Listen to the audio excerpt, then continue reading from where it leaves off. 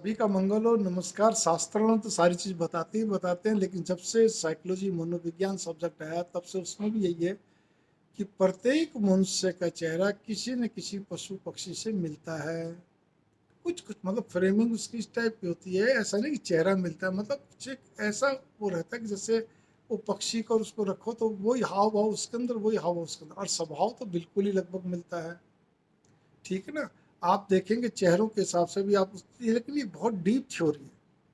इसको आप क्या कहते हैं, आधुनिक युग में तो क्या कहते हैं आप, डार्विन के सिद्धांत से कर सकते हैं, लेकिन हमारे यहाँ तो हजारों साल पहले ही शास्त्रों में सब चीज़ वर्णित कर दी गई थी। वेदों में भी इस चीज़ का वर्णन है। ठीक है ना। हर चीज़ का कि हर व्यक्ति का कहते हैं, उनमें तो आयुर्वेद के अंदर इतना ज़बरदस्त चीज़ है। तो भावना मेरी यहाँ पे ये है कि हर व्यक्ति का स्वभाव, अब किसी के अंदर लोमड़ी जैसे गुण पाएंगे, बड़े चालाक होते हैं, बड़े चतुर होते हैं, बड़े मीठा मीठा बोलने वाले होते हैं। किसी के अंदर बिल्ली जैसे पाएंगे, किसी के अंदर शेर जैसे पाएंगे, किसी तेंदुए जैसे, बाघ, अलग अलग, हाथी जैसे, अलग अलग। कोई मगरमच्छी दिखावटी होता है, कहता है कोई अजगर की तरह होता है।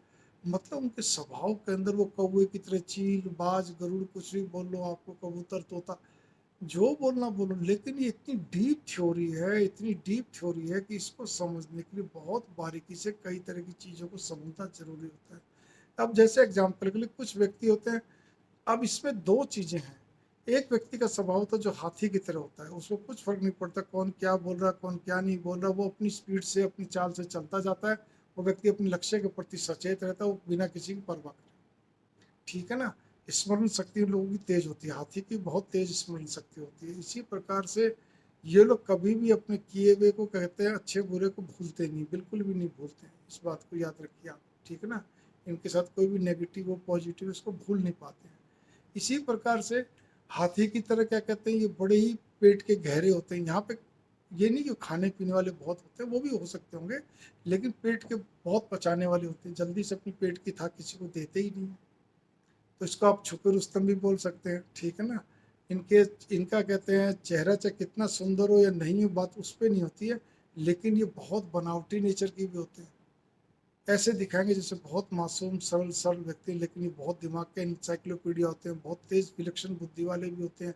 लेकिन इसमें जरा भी दिखावटी तो होते ही होते हैं, खैर इसमें तो कोई शक नहीं, बनावटीपन इनमें बहुत होता है।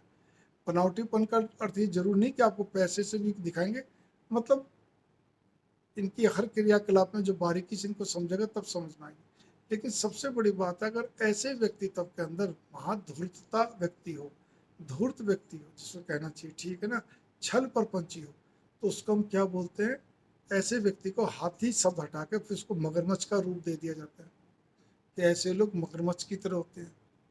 ठीक है ना। जो बहुत ज़्यादा छल परपंची महाधूर्त होते हैं, जिनका मालूम नहीं पड़ता है, लेकिन वो बड़े खतरनाक होते हैं। अब इसी में जो व्यक्ति बहुत अत्यधिक दुष्ट प्रवृत्ति के होते हैं, क्योंकि धूर्त छल प्रपंची तो आपको समाज में बहुत मिल जाएगी, दुष्ट व्यक्ति थोड़े कम मिलते हैं, लेकिन जो बहुत दुष्ट होते हैं, नीच प्रवृत्ति के होते हैं, एकदम जिसको कहना चाहिए खतरनाक होते हैं, वो फिर अजगर की तरह होते हैं। एनाकोंडा अजगर का नाम तो वो एनाकोंडा अजगर की तरह होते हैं। उनसे पार जल्दी कोई नहीं पा सकता। अजगर एक ऐसा, एनाकोंडा अजगर एक ऐसा है जो कि अच्छे अच्छे बड़े बड़े जानवरों को भी लपेट लेता है। उसके लिए चाहे मगरमच्छ हो चाहे शेर हो, इन सबको एक बार कुंडली में लपेट ले तो फिर तो मुश्किल है, उसकी कुंडली से निकलना बहुत मुश्किल होता है। तो ये चीज़ है। तो भावना मेरी यहाँ पर ये आती है कि ये जानवरों का अलग अलग रूप होता है। कुछ चील की तरह, उनकी आंखें देखो चील की तरह होती हैं। वो कई लोग क्या कहते हैं, कौवे की तरह तकते रहते हैं, इससे मतलब एक अजीब स्थिति होती है। मतलब वो टिक के भी नहीं बैठ पाते। कुछ लोग एकदम से इधर उधर देखते हैं, तुम कुछ कितनी अच्छी बात करो, कुछ भी करो, तो भी उसके बावजूद उनकी आंखों की पुतलियां फिरती रहती हैं, गोल गोल घूमती रहती हैं, फिरती रहती, अलग अलग स्टाइल है। मैंने कहा ना, ये कैसी जिसको कि शब्दों से वर्णन करना तो बहुत मुश्किल है। इसलिए मुश्किल है कि पहली बात तो अगर मैं बिना देखे बोलूँगा तो बहुत सारी बातें तो याद भी नहीं रहती। ठीक है ना। अनुभव में चाहे कितना भी हो, लेकिन ये है कि आप जब इसके बारे में इतिहास इसको देखेंगे, पढ़ेंगे, करेंगे सारी चीज़, तो आपको समझ में आ जाएगी। गूगल में सारी चीज़ मिल जाती हैं आपको, और हमारे ग्रंथों में तो प्राचीन समय से बहुत सारी चीज़ें दे रखी हैं। आपको इसका एक प्रभाव ना, ये पंचतंत्र, जातक कथाएं, हितोपदेश आदि, इनमें बहुत कुछ मिल जाएगा आपको। ठीक है ना। ऐसी ऐसी पुस्तकों के अंदर भी वैसे भी अपने क्या कहते हैं बता रखा है कि मनुष्य के जीवन पे कथा, प्राचीन कथा अनुसार मनुष्य के जीवन को चार भागों में बांट रखा है। 25-25 साल के 100 साल की उम्र को 4 भागों में बांट के उन चारों का वर्णन 4 तरह के पशु पक्षी से कर दिया।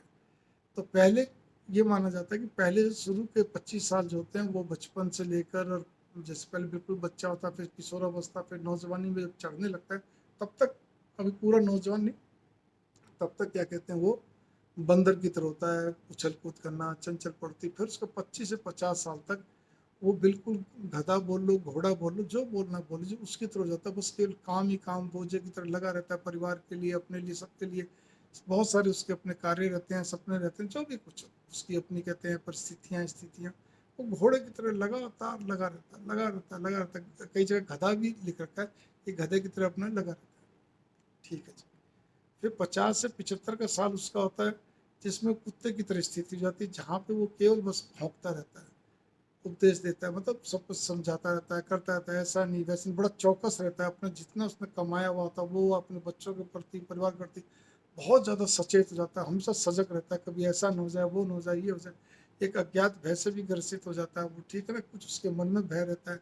जैसे कि कुत्ता जैसे एकदम सचेत रहता है, सब कुछ रहता है, उसके अंदर उसमें वफादारी परिवार के प्रति बहुत ज़्यादा बढ़ जाती है, और सचेत सजगता ही बहुत ज़्यादा बढ़ जाती है। फिर जो चौथी अवस्था 75 से जब तक जीवित रहता है, उसको बोला जाता है वो उल्लू की तरह हो जाता है। उसको वो कुछ कर ही नहीं सकता, उसका शरीर भी जवाब दे चुका होता है लगभग लगभग।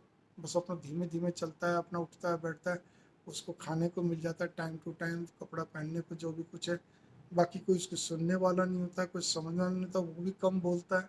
और अल्टीमेटली क्या होता है, अल्टीमेटली ये होता है कि उल्लू की तरफ बस देखता रहता है, बच्चे जो भी कुछ कर रहे ठीक हो, चाहे उसकी इच्छा के विपरीत हो, चाहे वो हो, वो उसको स्वीकार होता है। लेकिन यहाँ पर एक चीज़ और भी है कि जो आपका मैंने कुत्ते का वर्ष बताया था, तो जहाँ पे 51 से लेकर मैं ये मानता हूँ 65 साल तक उसकी उम्र होती है कुत्ते की तरह। मैंने एक और जोड़ा है सब, तब तक वो बड़ा सचेत रहता है, सब कुछ होता है। उसके बाद उसकी इंद्रियां, सब कुछ, शरीर थोड़ा शिथिल होने लगता है। फिर उसके बाद वो केवल 66 साल से लेकर 75 साल की उम्र तक वो केवल एक दो बार ही बोलता है बस, मुर्गे की तरह बांग देता है, ठीक है ना, जैसे मुर्गा सुबह उठ के बांग देता है, सबको उठा देता, फिर एक बार बोल लिया, बस उतना ही बोल सकता है, उससे ज़्यादा मुश्किल नहीं। उसकी चलती चलाती कुछ नहीं, लेकिन फिर भी चलो वो कोशिश करता है। और 75 वर्ष के बाद तो बिल्कुल ही उल्लू हो जाता है, बिल्कुल ही उल्लू, ठीक है। और वो उसके अंदर आँख की रोशनी भी कम हो जाती है और ज़्यादा, उसके अलावा कहते हैं बोलने की शक्ति भी कम हो जाती है, सुनने की भी कम हो जाती है, या नहीं भी हो, कम हो ज़्यादा बात बोली, शरीर शिथिल हो जाता है। लेकिन उसे कोई सुनता नहीं है, कोई समझता नहीं, उसको ठीक है वैसे ही सांत्वना दिए रखते हैं। और ठीक है, वो भी सोचता चलो मैं अपनी ज़िंदगी में चुपचाप अपना जीवन जी लूँ। हालांकि तब भी हैरानी की बात है, भगवान का जाप लगातार नहीं होता उससे, धर्म कर्म उसका दिमाग ज़्यादा नहीं लग पाता है, ठीक है ना। खैर एनीवे, ये संसार है। ये मैंने एक छोटा सा आपको एक समझाने का प्रयत्न करा है कि हमारी एक्टिविटीज़ पशु पक्षियों से बहुत मिलती है। और अगर हम ध्यान से गौर करें तो हर व्यक्ति का क्या कहते हैं जो स्वभाव जो है वो क्या कहते हैं उन पशु पक्षियों से मिलता है। इस पर गौर करें तब पाएंगे। मंगल हो, नमस्कार।